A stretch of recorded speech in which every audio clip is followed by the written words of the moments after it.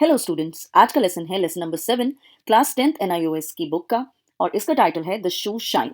चलिए स्टार्ट करते हैं लेसन। इस लेसन में एक ऐसे पढ़े लिखे युवा की कहानी है जिससे नौकरी नहीं मिल रही। ये एक कॉमन सिनारियो है और हम देखेंगे कि किस प्रकार वो शू शाइन यानी एक जूते पॉलिश करने वाले की नौकरी भी लेने से नहीं घबराता। तो आइए शुरू करते हैं अपना लेसन।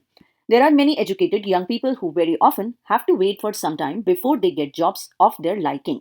यानी बहुत से शिक्षित युवा अपनी पसंद की नौकरी मिलने से पहले अक्सर ऑफन यानी अक्सर कुछ समय तक इंतजार करते हैं ताकि उन्हें एक अच्छी नौकरी मिल जाए। Is there anything they could do in this period?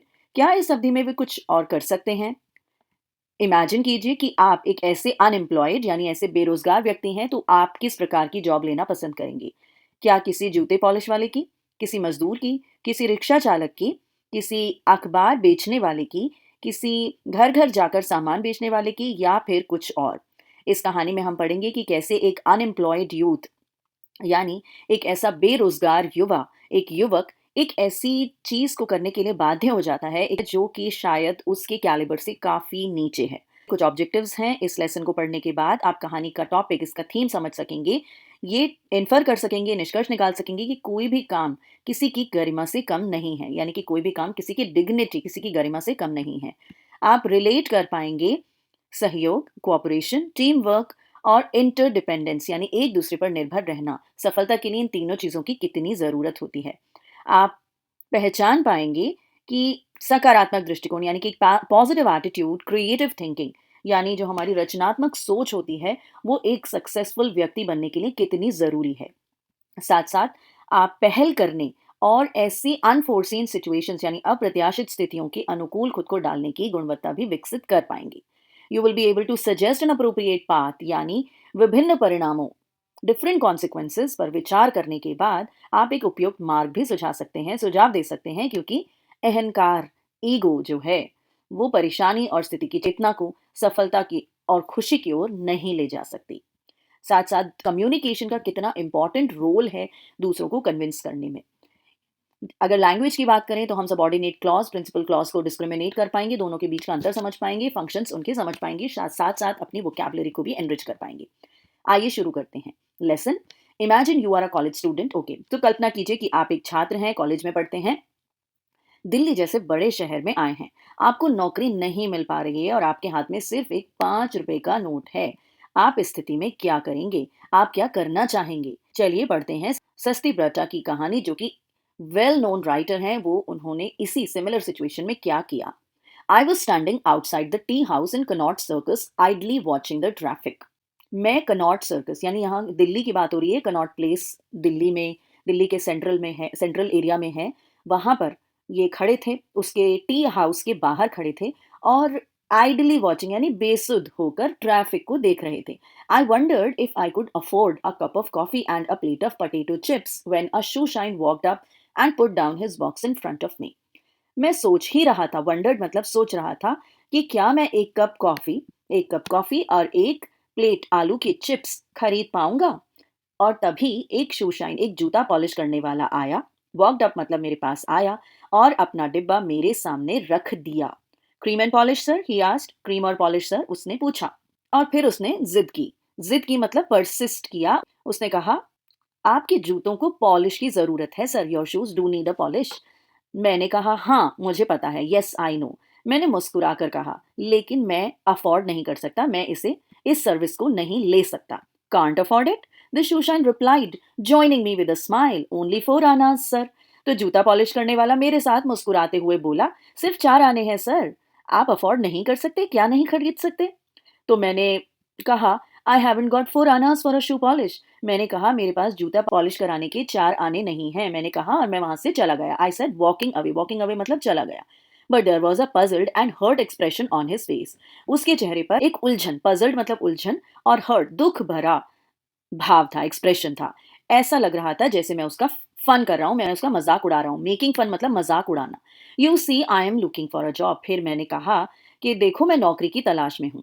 अब लड़के को एक ऑप्शन मिल गया। उसने अपना बक्सा उठाया, he picked up his box and started walking with मी। वो मेरे साथ चलने लगा। Can't get a job with dirty shoes like that sir. लड़के ने फिर से मुझे इंसिस्ट किया कि ऐसे गंदे जूतों में नौकरी नहीं मिल सकती sir. The boss sahibs won't like it. Boss साहब जो हैं उनको ये पसंद नहीं आएगा। अब मैंने जवाब दिया कि boss sahibs don't seem to like me in any case. मैंने कहा कि बॉस साहब तो मुझे किसी भी हालत में पसंद नहीं करते। I answered beginning to get irritated. अब ये बात कहते हुए मैं थोड़ा चिड़चिड़ा चुका था। Polish shoes won't make things any better. और पॉलिश किए हुए जूतों से हालात नहीं सुधरेंगे। I wanted to get rid of the boy but he persisted in walking with me. मैं उस लड़के से पीछा छुड़ाना चाहता था लेकिन वो मेरे साथ चलने पर अड़ा रहा। परसिस्टेड मतलब अड़ा रहा, जिद करता रहा। You don't live in Delhi he said after a while. तो उसने कहा आप दिल्ली में नहीं रहते। थोड़ी देर बाद उसने कहा आफ्टर अ व्हाइल मतलब थोड़ी देर बाद। No I replied firmly. नहीं, मैंने दृढ़ता फर्मली से जवाब दिया। I come from Calcutta and I don't want my shoes polished. मैंने ये तो कहा कि नहीं, मैं दिल्ली से नहीं हूँ, लेकिन मैंने ये भी बता दिया कि मुझे जूते पॉलिश नहीं कराने। मैं कलकत्ता से आया हूँ और मैं अपने जूते पॉलिश नहीं करवाना चाहता। अब उस लड़के ने जवाब दिया, मेरे एक चाचा हैं, I have an uncle who works in Calcutta. मेरे एक चाचा हैं जो कलकत्ता में काम करते हैं। उसने कहा, earns a lot of money in the house of a Bengali babu. Bengali बाबू के घर पर बहुत पैसा कमाते हैं। इंस्टेंटली, इंस्टेंटली मतलब तुरंत ही द थॉट सीज्ड मी। मेरे मन में एक विचार आया। सीज मी मतलब आया। सीज्ड के एक्चुअली बहुत सारे मीनिंग होते हैं। सीज्ड का मतलब ऐसे पकड़ना होता है, लेकिन यहाँ पर थॉट मेरे मन में आया। And how much money do you earn, I questioned. और तुम कितना पैसा कमाते हो, मैंने पूछा। Oh, it all depends. On a bad day, about 3 rupees. On a good day, when there are lots of tourists, about 5, sometimes more. तो उसने कहा, ओह ये सब निर्भर करता है। अगर कोई खराब दिन हो तो मैं 3 रुपए कमा लेता हूँ, लेकिन अगर दिन अच्छा हो और जहाँ पर बहुत सारे टूरिस्ट हों, बहुत सारे पर्यटक हों, तो मैं 5 रुपए तक कमा लेता हूँ और कभी कभी इससे ज्यादा भी कमा लेता हूँ। और मैंने उसी समय एक ऑन द स्पॉट कैलकुलेशन की, क्विक। मैंने जल्दी जल्दी मन में एक हिसाब लगाया। The answer sent a shiver through me. Shiver मतलब ये सुनकर मैं सिहर उठा, मतलब मुझे कपकपी सी लग गई। The shoeshine earn more than Ram Singh a clerk in the government office. और मैंने अंदाजा लगाकर देखा कि जूता पॉलिश करने वाला तो सरकारी दफ्तर के क्लर्क राम सिंह से भी ज्यादा कमाता है। Here at last was a solution. और अब मुझे अपना सोल्यूशन साफ नजर आ रहा था। मेरे लिए एक समाधान आखिरकार आ गया था। Do you think I could, I asked hesitantly. तो मैंने हिचकिचाते हुए, झिझकते हुए उससे पूछा, क्या तुम्हें लगता है कि मैं कर सकता हूँ? क्या कर सकता हूँ? क्या सर, क्या कर सकता हूँ? Polish shoes like you, I mean. तो मैंने जवाब दिया, जूते पॉलिश करूँ, मेरा मतलब है तुम्हारी तरह जूते पॉलिश करूँ। Polish shoes, the boy asked stopping dead. तो लड़का एकदम से रुक गया। मानो स्टॉपिंग डेड का मतलब एकदम से रुक गया। मतलब वो समझ ही नहीं पा रहा था कि वो क्या कहे इस बात पर। जूते polish on the pavement like me. I didn't expect the loud laugh that followed. Footpath पर मेरी तरह, पेवेंट मतलब फुटपाथ, मेरी तरह। लेकिन उसके बाद मुझे उम्मीद नहीं थी कि वो इतनी जोरदार ठहाका लगाएगा। It took me a lot of persuading. और मुझे उसे समझाने की काफी जरूरत पड़ी। Shobhan Lal, for that was his name, refuse to believe that I wasn't making fun of him. उस लड़के का नाम क्या था? शोभन लाल। वो ये मानने से इनकार कर रहा था, रिफ्यूज्ड टू बिलीव, कि मैं उसका मजाक नहीं उड़ा रहा। मतलब उसे लग रहा था कि मैं तो उसका मजाक उड़ा रहा हूँ, मैं भी तुम्हारी तरह जूते पॉलिश कर लूं। तो उसे लगा कि मैं उसका मजाक उड़ा रहा हूँ, लेकिन मुझे बहुत ज्यादा उसे समझाना पड़ा कि मैं सचमुच में जूते पॉलिश करना चाहता हूँ। He had to leave school 2 years before his matriculation. Why should I want to do his job when I had been to university? अब उसका जो तर्क था वो भी ठीक था, क्योंकि उसने तो मैट्रिक करने के 2 साल पहले, यानी 10th करने के 2 साल पहले ही अपना स्कूल छोड़ दिया था। और मैं उसकी जॉब क्यों करना चाहता हूँ जबकि मैं यूनिवर्सिटी जा चुका हूँ। If he could speak English he certainly wouldn't be polishing other people's shoes. और अगर वो अंग्रेजी बोल सकता, वो इस तरह से दूसरे लोगों के जूते पॉलिश नहीं कर रहा होता। He would sit in an office and be a Sahib himself earning a regular monthly salary. वो तो आराम से एक कार्यालय में, एक दफ्तर में बैठता और खुद एक साहिब बन जाता, और एक रेगुलर, यानी एक नियमित, रेगुलर मतलब नियमित, एक नियमित मासिक वेतन पा रहा होता, पढ़े लिखे बाबू की तरह। But he hadn't been born under a lucky star. His father had died of smallpox about 3 years ago. लेकिन उसको लगता था कि वो अनलकी है, वो इतने किसी भाग्यशाली सितारे के नीचे पैदा नहीं हुआ था, वो इतना लकी नहीं था, वो तो अनलकी लड़का था, उसको लगता था। और उसके पिताजी चेचक से 3 साल पहले मर चुके थे, उनकी डेथ हो चुकी थी। No, shoe shining was no job for an educated man like myself. तो उसको लगता था कि नहीं, मेरे जैसे पढ़े लिखे आदमी के लिए जूते पॉलिश करने जैसा काम तो हो ही नहीं सकता था। व्हाट वुड माय फ्रेंड्स से, मेरे दोस्त क्या कहेंगे? तो मैंने उसे समझाया। I explain that I had no friends in Delhi and that I had left home without sitting through my exams. तो मैंने उसे समझाया कि भाई दिल्ली में तो मेरा कोई दोस्त नहीं है और अभी मैंने एग्जाम्स भी नहीं दिए हैं, और मैं तो एग्ज़ाम परीक्षा देने से पहले ही अपना घर छोड़कर आ चुका हूँ। एंड मोस्ट इम्पोर्टेंट और सबसे ज़रूरी बात ये है कि that even if I did apply for a clerks job I would be earning less than him, और अगर मैं क्लर्क की नौकरी के लिए आवेदन भी करूँ तो मैं उससे कम ही कमा पाऊँगा। लेकिन उसका कोई और तर्क था। But think of the status of working in an office with an electric fan over your head, Shobhanlal argued. तो उसने तर्क दिया कि लेकिन आपके सिर के ऊपर बिजली के पंखे के साथ एक कार्यालय में काम करने की स्थिति तो होगी ना, उसके बारे में सोचिए। There is that I suppose, I replied smiling, but I have to get a job straight away. फिर सस्ती ब्रता ने कहा कि लेकिन ये तो है, देयर इज दैट ये तो है, मुझे लगता है, लेकिन मुझे तुरंत नौकरी की जरूरत है, मैंने मुस्कुराते हुए कहा। Well, my friend, reluctantly giving in, if you really want to, I mean, I don't know how the others will take it. अब उसने सोचा कि भाई ये तो मान ही नहीं रहा है। ठीक है, उसने अनिच्छा दिखाते हुए, रिलक्टेंटली मतलब रुकते हुए, अनिच्छा से कहा। गिविंग इन मतलब मान गया मेरी बात, गिव इन कर लिया। अगर आप सचमुच में यही चाहते हैं, मुझे नहीं पता कि मेरा मतलब है कि बाकी लोग इसे कैसे लेंगे, मतलब बाकी लोग इस बात का क्या मतलब निकालेंगे। There is a shoe shines union, you know, हमारा भी एक संघ है, हमारा भी एक शू शाइन का, जूते पॉलिश करने वालों का संघ है। And Connaught circus is a profitable place, और हमारा जो एरिया है, यानी ये कनॉट सर्कस का जो एरिया है, ये प्रॉफिटेबल, एक लाभदायक जगह जगह है। और अगर आप जैसा एक एक्स्ट्रा शू शाइन आ जाता है, इसका मतलब सब लोगों को कुछ ना कुछ कम मिलेगा। क्योंकि if there is an extra shoe shine, एक अतिरिक्त जूता पॉलिश आ जाता है, तो इसका मतलब है बाकी सब थोड़ा कम कमाएंगे। आई hadn't thought of it like that, and Shohanlal has opened up a whole new world for me. वैसे उसकी बात भी सही थी, इसके बारे में तो मैंने सोचा ही नहीं था, और शोभन लाल ने मेरे सामने मेरे लिए एक नई ही दुनिया खोल दी थी। For the moment I lost the feeling of hopelessness and despair which had possessed me ever since I arrived in Delhi. For the moment मतलब फिलहाल के लिए, फॉर द टाइम बीइंग के लिए, मेरे मन से, मेरे दिमाग से वो निराशा, होपलेसनेस, डिस्पेयर यानी अगेन दुख की भावना जो कि मुझे घेरे हुए थी इतने समय से, जब से मैं दिल्ली आया था। To work as a shoe shine became the most important goal in my life. और अब जूता पॉलिश के रूप में काम करना मेरे जीवन का सबसे महत्वपूर्ण लक्ष्य बन गया था। गोल मतलब लक्ष्य बन गया था। But if I can persuade the others, Shovan said, breaking into my thoughts, you will need to get all this stuff.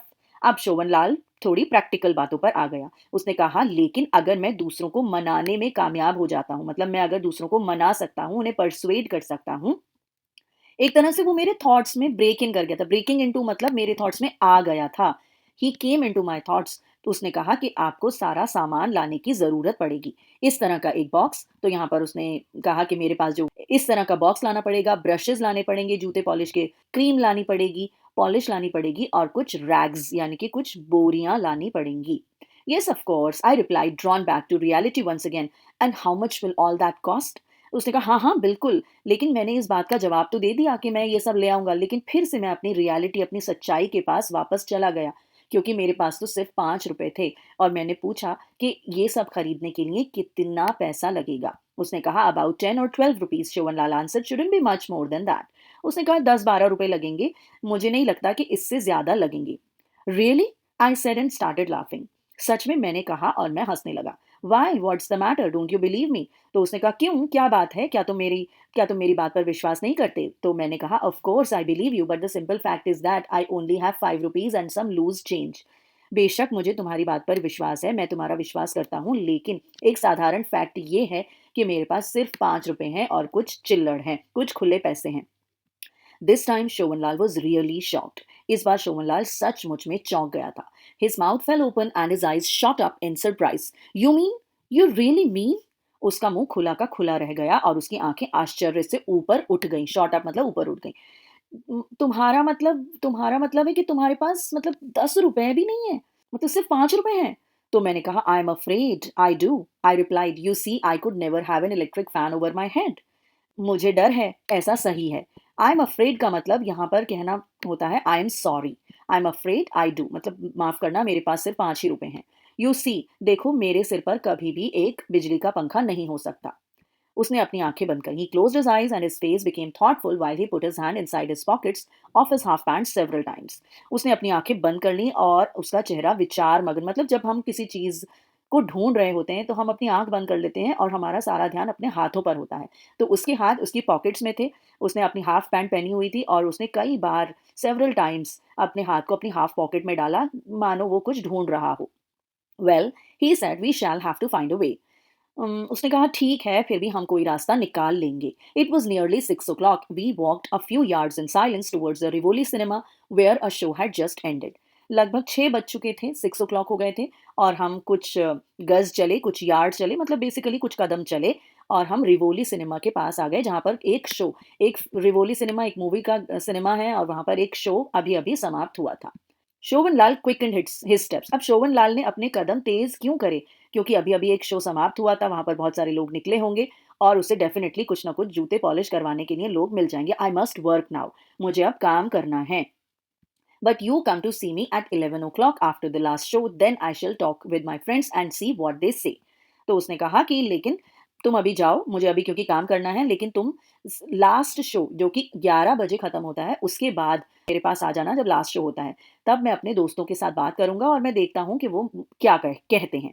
मैंने कहा ठीक है, ऑल राइट। आई नॉडेड, मतलब मैंने सिर हिलाया, as I watched him walk away, और मैंने उसे जाते हुए देखा। And don't worry, he shouted just before he turn the corner, if they let you work there we'll find the money somehow.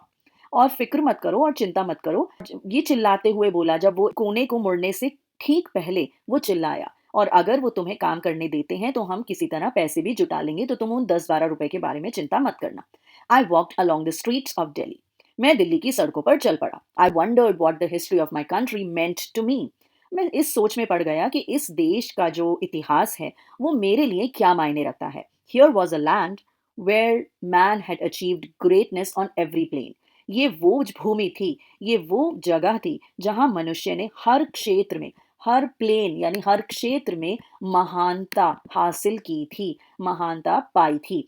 चाहे वो एस्ट्रोनॉमी हो यानी खगोल विज्ञान, चाहे वो अलजेब्रा हो यानी बीजगणित, चाहे वो आर्किटेक्चर हो यानी वास्तुकला, यहाँ तक कि पोएट्री, यहाँ तक कि कविता, संगीत, आर्ट यानी कला, मतलब हर क्षेत्र में कुछ न कुछ मनुष्य ने कुछ ना कुछ महानता हासिल की थी। Yet in this very city, और फिर भी इसी शहर में, वेरी सिटी मतलब इसी शहर में, where 7 empires had come and gone, यानी जहां पर 7 साम्राज्य आए और चले गए, जहां अकबर और अशोक सम्राट ने राज्य किया, I could not get a job. मुझ जैसे व्यक्ति को नौकरी ही नहीं मिल रही। And a boy like Shovan Lal had not been able to finish schooling. और एक लड़का, शोवन लाल जैसा लड़का, वो अपनी स्कूलिंग ही कंप्लीट नहीं कर पाया, वो अपना स्कूल ही पूरा नहीं कर पाया। और 11 बजे आई हैड वॉकड 8 miles। 11 बजे तक मैं 8 मील चल चुका था। When I met Shobhan Lal, Connaught Circus was nearly deserted. और जब मैं 11 बजे वहां पर पहुंचा, जब मैं शोभन लाल से मिला, तो कनॉट सर्कस लगभग सुनसान हो चुका था। डेजर्टेड मतलब वहां पर अब कोई नहीं था। नियरली मतलब लगभग डेजर्टेड हो चुका था। हेलो, शोभन लाल सेड, ग्रीटिंग मी इन हिंदी। मतलब हेलो या नमस्ते, हिंदी में उसने मुझे ग्रीट किया। Hello, I replied as a few men around him moved aside to let me come to him. और उसके आसपास कुछ लोग थे, तो मैंने जब रिप्लाई किया तो लोगों ने रास्ता बनाते हुए मुझे उसके पास, मतलब मूव्ड असाइड मतलब इधर उधर हो गए, साइड हो गए, ताकि मैं उसके पास जा सकूं। These are my friends, Shobhan Lal added, waving his hands over the group. तो शोभन लाल ने कहा, ये मेरे दोस्त हैं, समूह की ओर हाथ हिलाते हुए कहा। What do they have to say about my working with them here in Connaught Circus. मैं सीधा मुद्दे पर आया। यहाँ कनॉट सर्कस में उनके साथ काम करने के बारे में इनका क्या कहना है? Well, Shobhanlal replied, pulling a face. Pulling a face का मतलब है मुंह बनाना। उसने कहा, वेल ठीक है। Just then one of the younger man started speaking very fast in a strange dialect I could not easily follow. तभी एक युवा व्यक्ति ने तेज तेज बोलना शुरू किया, एक अजीब सी बोली में, डायलेक्ट मतलब बोली में, जो कि मुझे आसानी से समझ नहीं आ रही थी। इजिली फॉलो, फॉलो का मतलब यहाँ पर समझना है। आई could not follow, I could not understand. This was taken up by an older man and in a few minutes 4 others joined in.